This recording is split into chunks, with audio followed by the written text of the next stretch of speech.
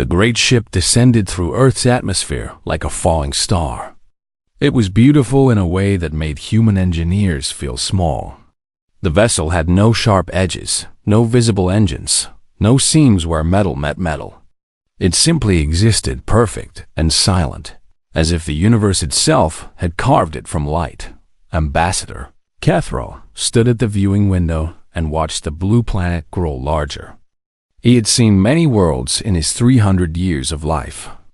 He had walked on crystal plains and swam through oceans of liquid gold. But he had never seen a world quite like this one. It was chaotic. Violent storms swirled across its surface. Its continents were scarred by mountains that still spat fire. Its oceans churned with currents that could crush starships. A death world, his assistant Miravel said softly. How did anything survive here? Kethral did not answer. He was already scanning the planet with his mind, reaching out to touch the thoughts of its inhabitants. What he found confused him. The dominant species was weak. Incredibly weak. They had no natural armor, no claws, no venom. Their bodies were soft bags of water wrapped in thin skin. They lived for less than a century. They could not even breathe underwater or survive in the cold vacuum of space without machines. And yet they had built cities. They had split the atom. They had reached for the stars. Curious creatures, Kethral murmured. We shall see what use they might serve. The orbital council station hung above Earth like a silver crown. It was humanity's greatest achievement, a place where all the nations of the world sent their representatives. Today, those representatives stood in nervous silence as the Velthari delegation glided into the main chamber. The Velthari were tall and slender, with skin like polished marble and eyes that glowed with soft inner light. They moved without sound, their robes flowing behind them like water. When they spoke, their voices seemed to come from everywhere at once, bypassing ears and speaking directly to the mind. We are the Velthari Dominion, Kethral announced. We have ruled the Orion Arm for 12,000 of your years. We come to assess your species for integration. Captain Elena Vasquez stood at the back of the human delegation. She was not a diplomat. She was a soldier, a decorated officer of the Earth Defense Force. She had been invited to observe, nothing more. But as she watched the aliens glide across the floor, she felt something cold settle in her stomach. She had seen that look before. It was the look of someone who had already decided you were beneath them. It was the look of a predator examining prey. The assessment took 3 days. The Velthari scanned human bodies and found wanting. They tested human minds and found them slow. They reviewed human history and found it barbaric. War after war. Genocide after genocide. A species that had nearly destroyed itself a dozen times over. You are a young species, Kethral said on the final day. Primitive, violent, but you have potential for simple labor. We classify you as Tier 7, suitable for menial service to the Dominion. The chamber erupted. Diplomats shouted in protest. Security officers reached for weapons that would do nothing against beings who could kill with a thought. But Kethral simply raised one elegant hand, and silence fell like a hammer. You misunderstand, he said calmly. This is not a negotiation. This is a notification. You will submit to integration within 1 solar cycle. Your strongest will serve as laborers. Your brightest will serve as entertainment. Your world will be stripped of resources to feed the Dominion's expansion. He paused, and something that might have been amusement flickered in his glowing eyes. If you refuse, you will be removed. The galaxy has no place for species that cannot accept their proper role. Elena Vasquez did not shout. She did not reach for her weapon. She simply stood in the back of the room and watched. She watched the aliens dismiss her entire species as cattle. She watched them promise slavery or extinction with the same tone someone might use to discuss the weather. And she remembered, She remembered her grandmother's stories about the old wars, about how humanity had faced extinction before and survived. She remembered her training, the long years of learning to fight against impossible odds. She remembered every time someone had told her she was too small, too weak, too human to succeed. She had proven them wrong every single time. The Valkyrie delegation departed that evening. Their ship rose through the atmosphere and vanished into the darkness between stars, leaving behind a world in chaos. News of the ultimatum spread across every network. Panic gripped the cities. Governments fell into emergency session. Religious leaders called for prayer. Scientists called for reason. But in a quiet office deep within the Earth Defense Force headquarters, Elena Vasquez sat across from Admiral Chun, the highest-ranking military officer on Earth. "They think we're weak," she said. Admiral Chun nodded slowly. He was an old man, scarred by decades of service. He had seen humanity at its worst and at its best. He had watched nations rise and fall, and he had learned one truth that the Valkyrie would never understand. "They scanned our bodies and saw soft flesh," he said. "They scanned our minds and saw short lives.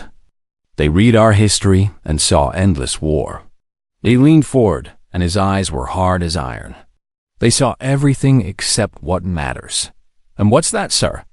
The old admiral smiled, and there was no warmth in it. "They didn't see that we're still here.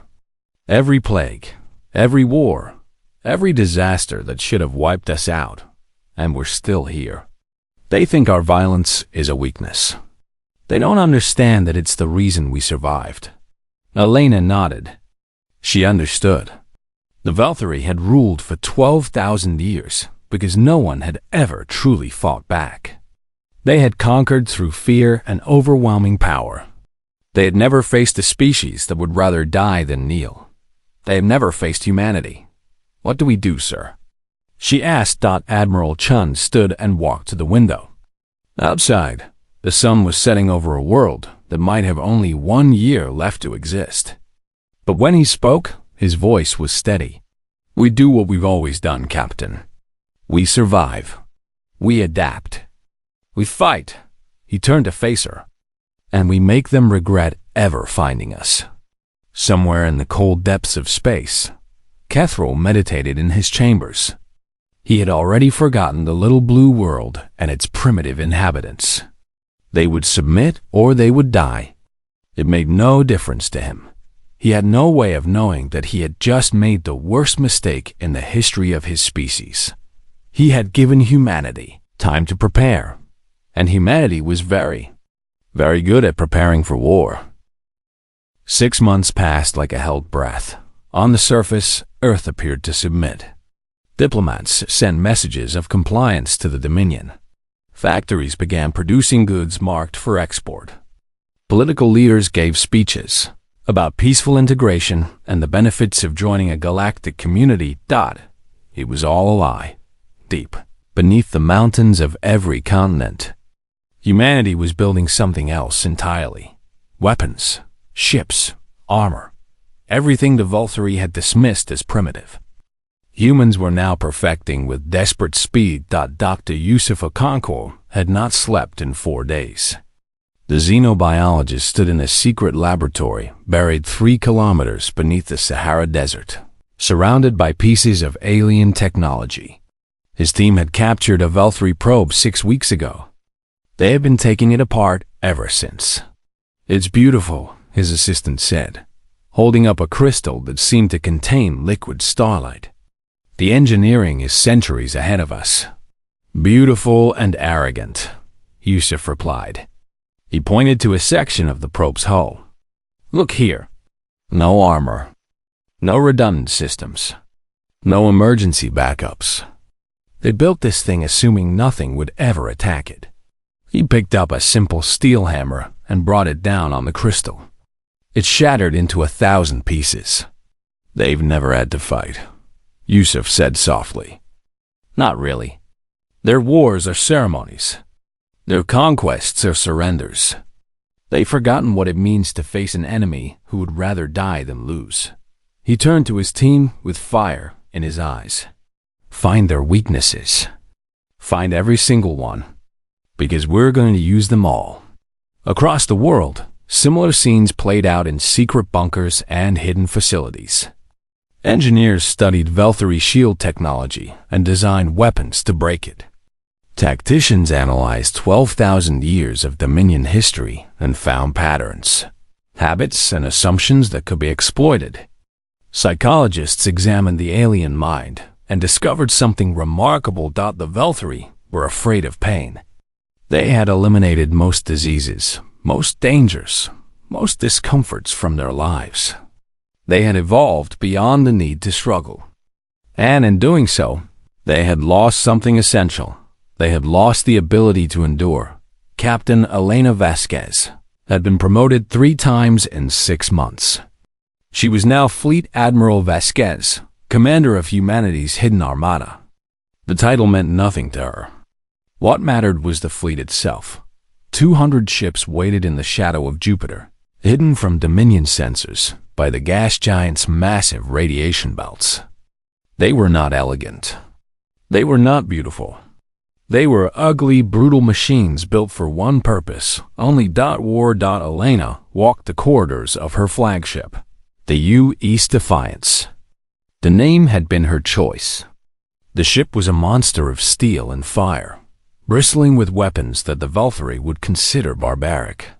Nuclear missiles, kinetic cannons, railguns that could punch through a moon, and something special, something the scientists called the surprise.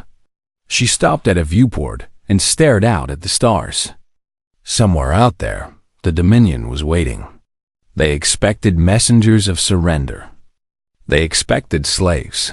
They had no idea what was coming. "Admiral," a voice said behind her. She turned to find Colonel Marcus Webb, her second in command. He was a large man with a scarred face and calm eyes.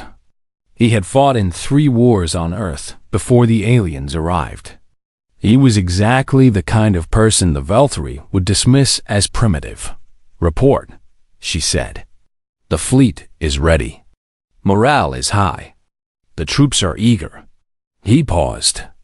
"Permission to speak freely, Admiral?" "Granted." The Velthury scanned us. They saw our weaknesses, but they missed something important. He smiled, and there was something wolfish in it. They missed that we've been killing each other for 200,000 years. We're really, really good at it. Elena nodded. It was the terrible truth at the heart of humanity. They were a violent species. They had murdered and conquered and destroyed their way across their own world.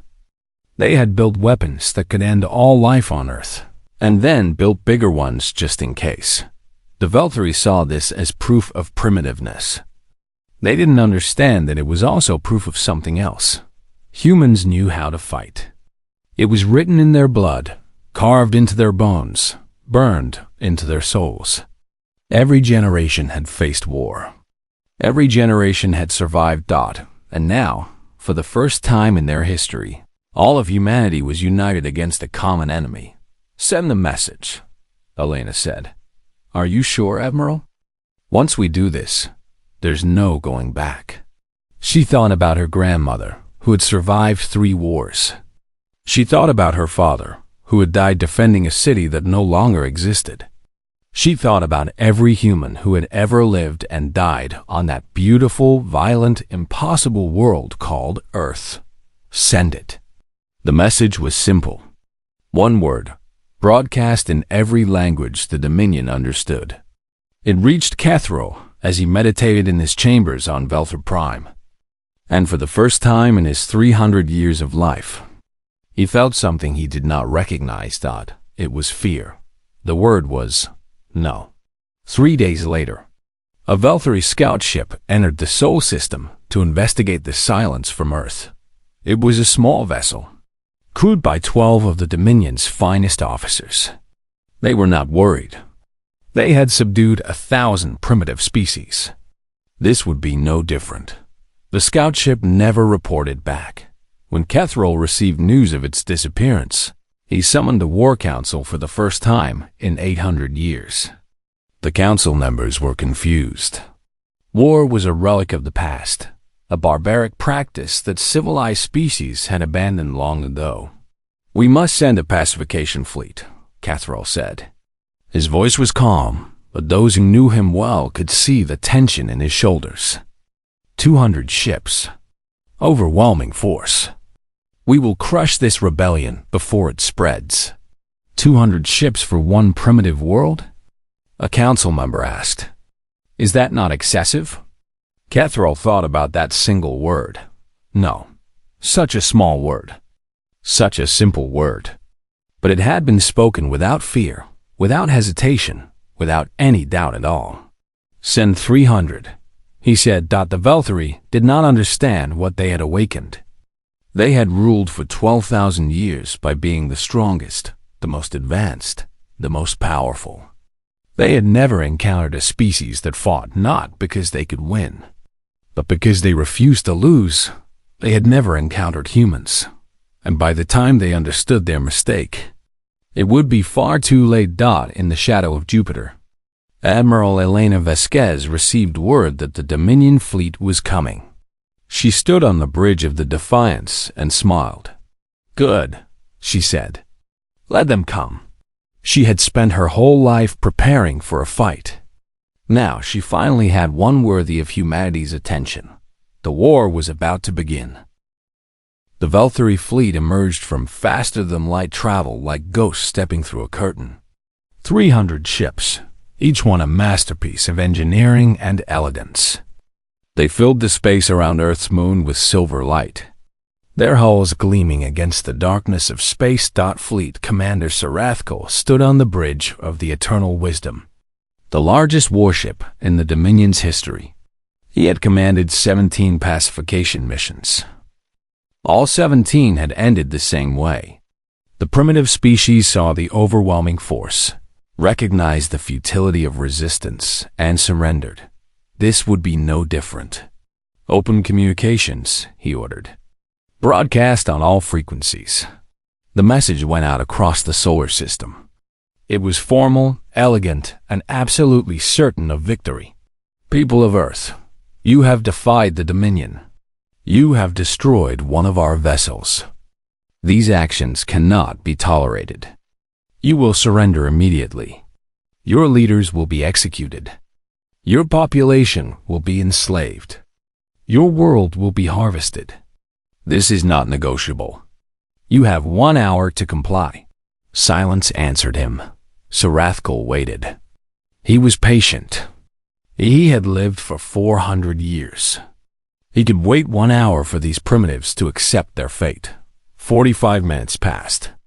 Then 50. Then 50-5. At 59 minutes, his communications officer looked up with confusion in her eyes. "Commander, we're receiving a transmission from the human fleet." "Fleet?" Sarathkal was amused. "What fleet?" The answer came from behind the gas giant Jupiter. 200 ships emerged from hiding, their engines burning like angry stars.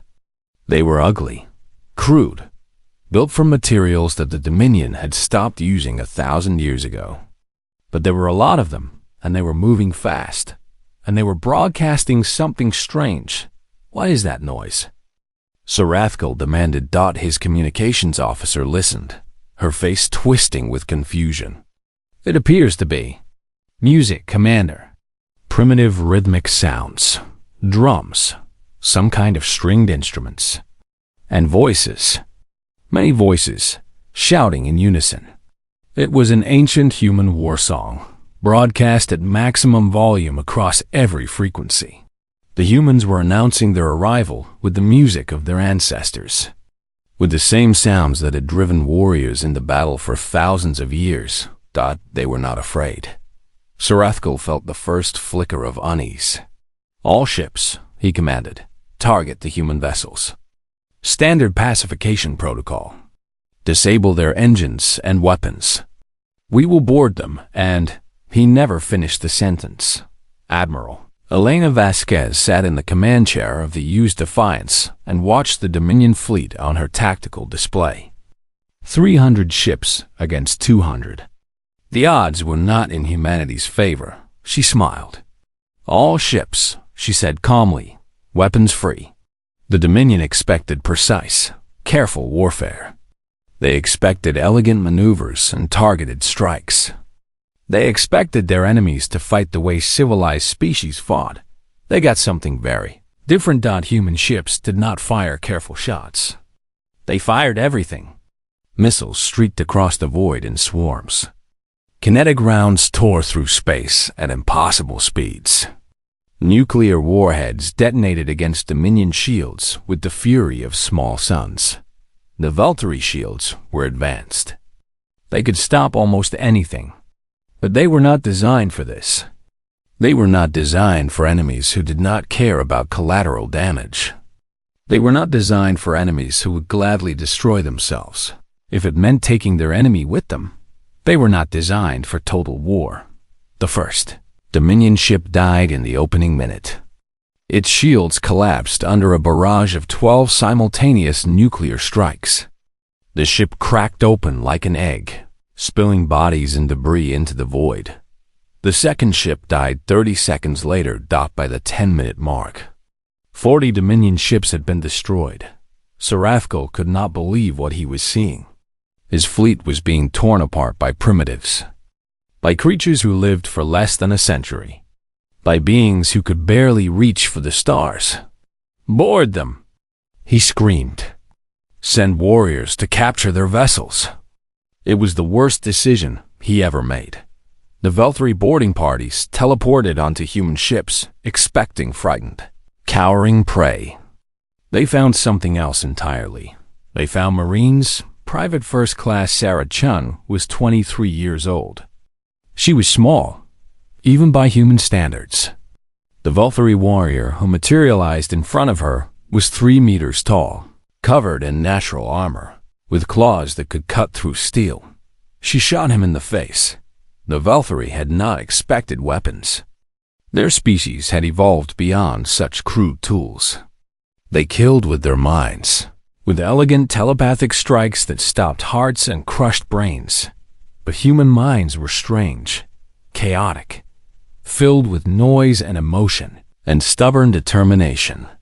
The telepathic attacks that had subdued 1,000 species slid off human consciousness like water off stone.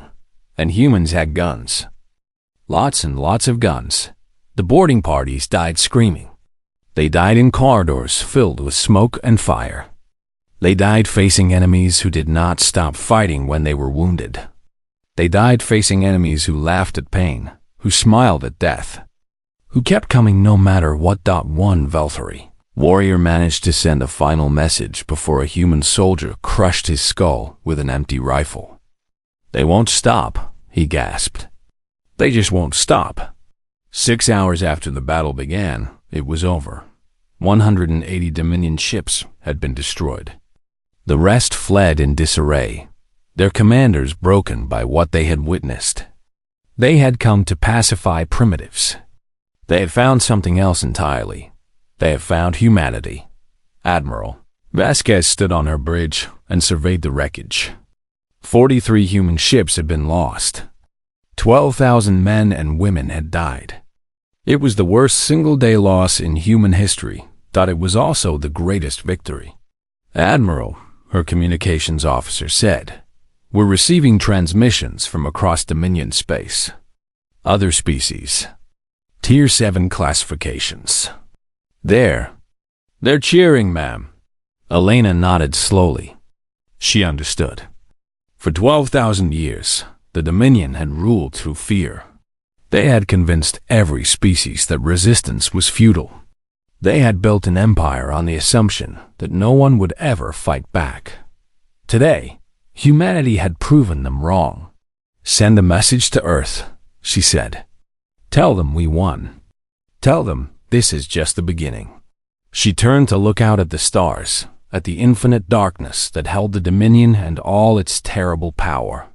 "And tell them to build more ships. We're going to need them. Far away on Velthor Prime, Kethral received the news of the defeat. He sat in silence for a long time, staring at reports he could not understand. 60% of the pacification fleet destroyed. By primitives. By creatures that should have surrendered at the first show of force. What are they? He whispered that no one could answer him. But soon, very soon, the entire galaxy would learn the truth about humanity. They were not weak. They were not primitive. They were something far more dangerous. They were survivors, and they were coming. 18 months of war changed everything. The Dominion had never faced an enemy like humanity. They had conquered through overwhelming power and the threat of destruction. But humans did not respond to threats the way other species did. Threats did not make them afraid. Threats made them angry, and angry humans were terrifying. Admiral Elena Vasquez led her fleet deep into Dominion territory. They did not fight like the Velthori expected. They did not form elegant battle lines, or announce their attacks, or follow any rules at all. They appeared from nowhere, struck hard and fast, and vanished before the Dominion could respond. It was chaos. It was brutal. It was exactly what humanity had been doing to each other for 200,000 years. The Velthori called it barbaric. The humans called it winning. On a small moon at the edge of Dominion space, a supply depot burned.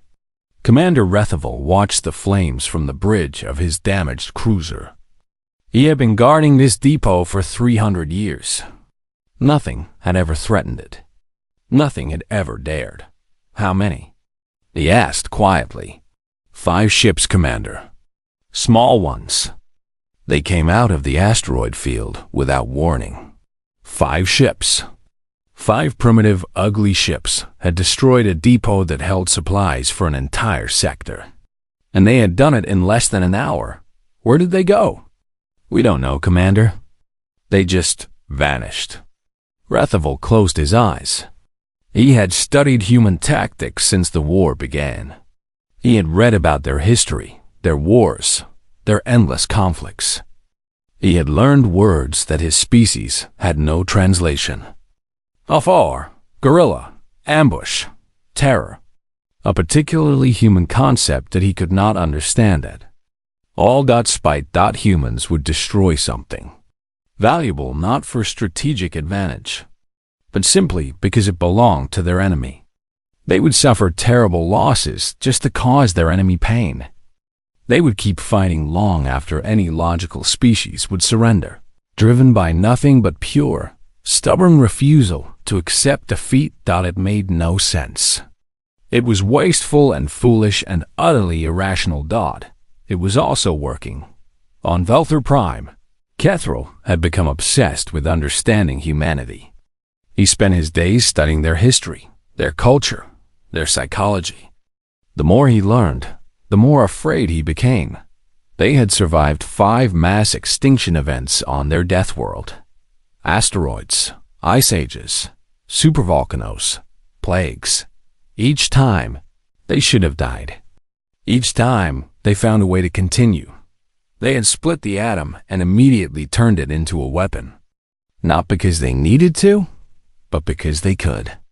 Because somewhere in their violent minds, they had looked at the fundamental building blocks of the universe and thought, how can we use this to kill our enemies?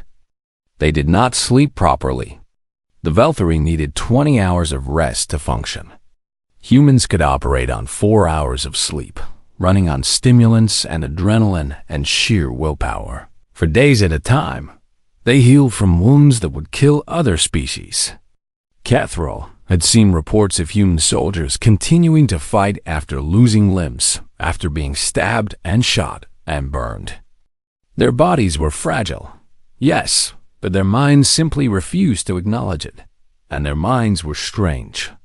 So strange, filled with chaos and emotion and something the Velthori had bred out of themselves. Long ago. Humans hoped even when hope was irrational. They believed they could win even when all evidence said otherwise.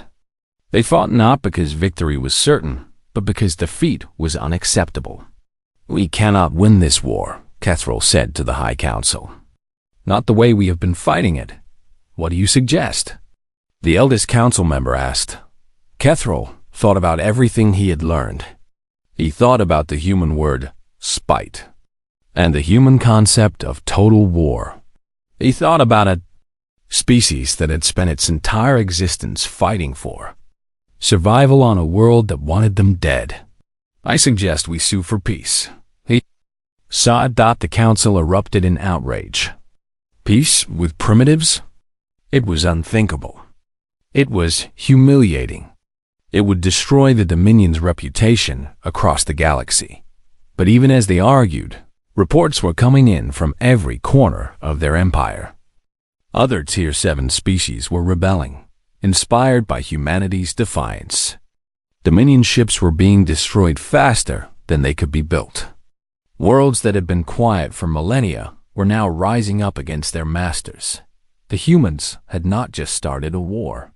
They had started a revolution. Private James Riley was a cook. He had joined the Earth Defense Force because he wanted to see the stars, not because he wanted to fight aliens. But when the Velthari captured his ship, he became something else entirely. They tortured him for information. They used their telepathic powers to tear through his mind, searching for fleet positions, for codes, for anything useful. They expected him to break quickly. All primitives broke quickly. James laughed in their faces. "You think this is pain?" He gasped through broken teeth. "My grandmother hit harder than this. And she was 83. The Velthari increased the torture. They showed him images of Earth burning, of his family dying, of everything he loved being destroyed. They promised him relief if he would just cooperate. "You know what?" James said. "I've changed my mind. I'm going to tell you something." His captors leaned in eagerly. "Go to hell." 3 days later, James Riley escaped. He killed 11 guards using nothing but a broken chair leg and his bare hands. He stole a Velthari shuttle and flew it back to human lines, where he was immediately promoted and given a medal. When reporters asked him how he survived, he shrugged. "They kept asking me to give up. I kept telling them no. Eventually, they got tired of asking." The story spread across the galaxy. It became legend. The Velthari, the most powerful species in the Orion Arm, had been defeated by a cook with a chair leg and an attitude problem. And finally, after 18 months of blood and fire and terrible losses on both sides, the human armada arrived at Velthar Prime. Admiral Vasquez stood on the bridge of the Defiance and looked at the enemy homeworld. It was beautiful. Crystal spires and floating cities and technology that made human achievements look like children's toys. "Admiral," her tactical officer said, "we have them. We could end this right now. Destroy their homeworld. Win the war with a single strike." Helena shook her head. "That's not why we came." Then why? She thought about everything humanity had suffered. The arrogance of the Velthari, the dismissal, the promise of slavery and extinction. She thought about the 12,000 soldiers who had died in the first battle. She thought about James Riley and his chair leg. "We came to deliver a message," she said. "One they'll never forget." She opened a channel to the planet below. "This is Admiral Elena Vasquez of the Earth Defense Force. We are not here to destroy you. We are here to talk. But this time, you will listen." The war was about to end, but the galaxy would never be the same again. Admiral Elena Vasquez descended to Velthar Prime in a small shuttle with only a dozen soldiers at her side. It was a calculated risk. The Velthari could easily kill her. They could destroy her shuttle before it even landed. They could end the war with a single telepathic strike. But Elena knew something the Velthari did not. Understand. She was not afraid of death. The shuttle landed in the central plaza of the capital city. Thousands of Velthari watched from the crystal towers above, their minds buzzing with fear and confusion, and something they had not felt in 12 Thousand years. Uncertainty. Ke to single quotes RAL waited for her at the base of the High Council Tower. He had changed since their first meeting. His elegant robes were torn. His glowing eyes were dimmed with exhaustion. He looked like someone who had seen his entire world crumble around him. "Admiral Vasquez," he said. His telepathic voice was quiet now, almost humble. "You have won. Name your terms of surrender." Elena looked at him for a long moment. She thought about everything humanity had suffered. The arrogance, the dismissal, the promise of slavery. She thought about the soldiers who had died, the ships that had burned, the families that would never be whole again. She could demand anything. She could enslave the Velthari the way they had planned to enslave humanity. She could order the destruction of their civilization. She could take revenge for every insult, every threat, every moment of fear. "No," she said. Catherall blinked in confusion. "No, we don't want to rule you. We don't want to enslave you. We don't want revenge." She stepped forward, and her voice carried across the plaza. "We want a seat at the table. Equal status. Full respect. Nothing more, nothing less." "I don't understand," Catherall said. "You could take everything. Why settle for equality?" Elena smiled. It was a tired smile, but there was warmth in it. "Because that's all we ever wanted. You looked at us and saw weaklings. You saw short lives and soft bodies and a history of violence. You saw everything except what we really are. And what is that? Survivors." Elena gestured at the fleet hanging in orbit above their heads. "We didn't build those ships to conquer the galaxy. We built them because someone threatened our home. We didn't start this war because we wanted power. We started it because you gave us no choice."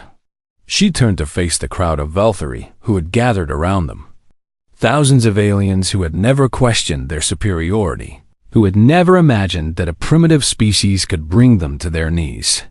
"Humanity doesn't want to rule," she said. "We want to explore. We want to learn. We want to meet other species and share knowledge and build something greater than ourselves. But we will not be slaves. We will not be dismissed. We will not bow to anyone who threatens our existence." She looked back at Catherall. "Do you understand now?" Slowly, painfully, Catherall nodded. He understood. For 12,000 years, the Dominion had ruled through fear. They had assumed that every species would submit when faced with overwhelming power. But humans have been facing overwhelming power since the day they first stood upright on their death world. They had faced predators and plagues and ice ages and disasters that should have wiped them out 100 times over.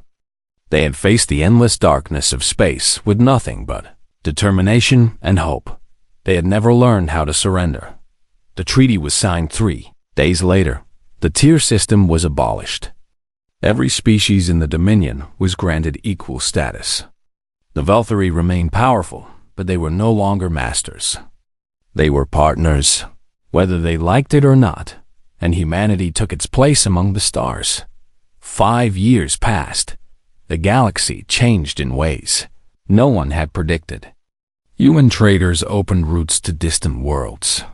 Human scientists collaborated with species that had once looked down on them. Human soldiers served alongside former enemies, protecting the peace they had fought so hard to win. On a small station at the edge of explored space, a young Velthari named Miravel approached an old human veteran. The human's name was Marcus Webb, and he had been Elena Vasquez's second-in-command during the war. He was retired now, spending his final years watching the stars. "Can I ask you something?" Miravel said. Marcus smiled. He had learned to work with Velthari over the years. They were not bad people, just sheltered. They had lived so long in comfort that they had forgotten what it meant to struggle. "Ask away," he said. "What is the secret of human strength? How did your species survive when so many others failed?" Marcus thought about the question for a long time. He thought about all the wars humanity had fought, all the disasters they had survived, all the times they had looked into the face of extinction and refused to accept it. "We're too stubborn to know when we're beaten," he finally said. Mirabelle tilted her head in confusion. "That seems like a weakness, not a strength." "Maybe it is," Marcus admitted, "but it's kept us alive for 200,000 years. We don't give up because giving up isn't in our nature. We fight, we fail, we get back up, and we fight again.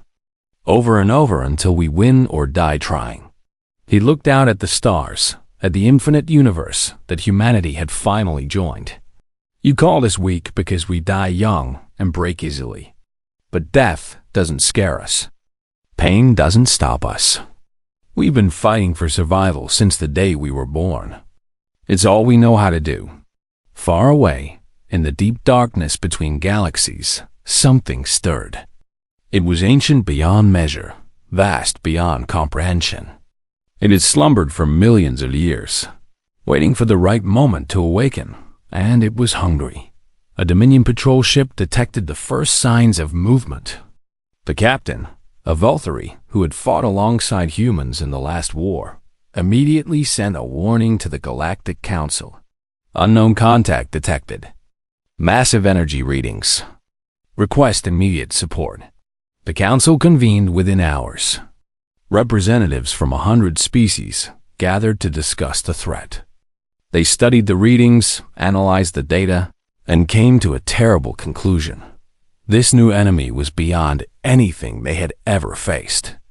It was bigger than the Dominion. It was older than the oldest civilizations. It was a force that could destroy everything they had built. The Valkyrie representative stood and addressed the council. "We must prepare for war," he said, "and we must request the assistance of our strongest allies." He paused, and something that might have been a smile crossed his elegant face. "Send for the humans." Across the galaxy, humanity answered the call. Ships launched from 1,000 worlds. Soldiers who had thought their fighting days were over picked up their weapons once more. Scientists and engineers began designing new defenses, new weapons, new ways to survive the coming storm. Admiral Elena Vasquez, now white-haired and wrinkled, but still sharp as a blade, watched the mobilization from Earth. She had hoped for peace in her final years. She had hoped humanity could put down their weapons and simply live, but the universe had other plans. It always did. "Well," she said to Marcus, who had traveled back to Earth to stand beside her one last time. "Here we go again." Marcus laughed. It was an old man's laugh, but there was still fire in it. "Did you really think it would be any different?" Elena shook her head.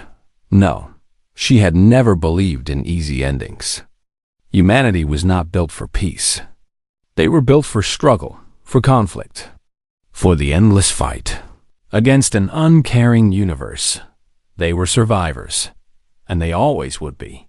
The stars burned cold and bright above a galaxy that had finally learned the truth about the strange, fragile, stubborn species from the little blue world called Earth. Extraterrestrials had thought. Humans were weak. They were wrong about that. And anyone who made the same mistake would learn the same lesson, the hard way.